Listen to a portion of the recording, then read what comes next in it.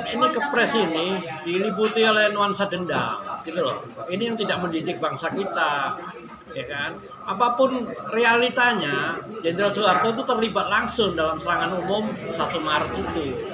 Maksudnya apa dihilangkan? Itu kan pasti ada tendensi dan menurut analisa saya patut diduga ini masalah dendam aja. Saya kaitkan dengan hilangnya patung Pak Harto di markas Kostrad. Dilanjutkan lagi. Ini kan tidak bisa kita dipecah-pecah bangsa ini dengan bahwa Pak Harto tidak bisa, yang ini bisa, tidak bisa begitu. Kita ini butuh menyatu, bukan butuh malah dipecah-pecah begini, begitu. Jadi saya berharap ini dendam ini kita selesaikan lah, jangan terus dendam terus. Termasuk juga pemindahan ibu kota, kalau saya lihat ini juga menghilangkan situs-situs sejarah di Jakarta. Itu persoalan non materialnya. Jadi saya berharap semua sadar bahwa negeri ini bangsa negeri besar yang menghargai para pahlawan. Kalau diliputi nuansa dendam terus, nggak selesai-selesai. Bayangkan apa yang sudah dihasilkan oleh Pak Harto di zaman kepemimpinannya, seperti di Posyandu, di Puskesmas, kemudian ada yayasan-yayasan yang sebetulnya itu semua kan ada gunanya buat bangsa ini. Kenapa begitu beliau selesai semua dihancurkan? Kan ini tidak mendidik namanya. Dan ini akan terus berlanjut kayak zaman Abu Gandring, jadi balas dendam terus, balas dendam. Apa berhentinya? Anak-anak muda ini kan harus diberi bekal bahwa kita ini bangsa besar, harus menghargai para pahlawannya. Makanya sengaja saya pakai kaos ini legacy, ini warisan dari Pak Harto.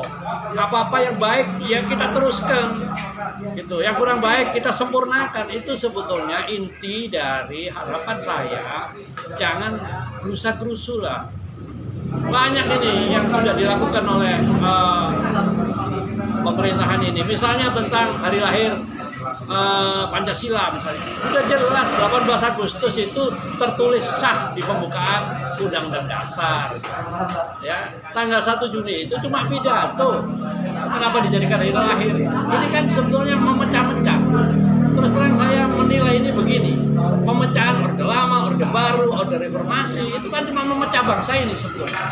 Padahal isinya sama, banditnya juga sama, pahlawannya juga sama. Jadi sekali lagi saya berharap apa yang sudah dihasilkan oleh bapak-bapak pendahulu kita sebagai warisan itu dilestarikan lah, jangan terus diobrak-abrik. Yang paling mendasar ini adalah tentang Undang-Undang Dasar. Itu kan juga warisan para pendiri.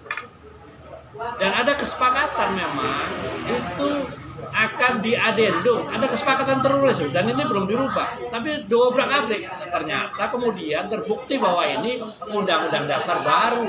Artinya sebetulnya negara kesatuan Republik Indonesia ini sudah tidak ada. Makanya perlu langkah-langkah konkret. Kalau rakyat merasa tidak terwakili di parlemen, ya sudah, kita jalan aja gitu. Banyak kok cara.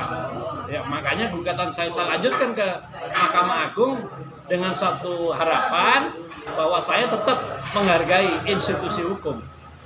Saya berharap hakim-hakim Mahkamah Agung terbuka hatinya bahwa ada persoalan terhadap konstitusi ini. Kita tidak bisa melenceng terlalu jauh karena saya lihat ini kita kesasar terlalu jauh.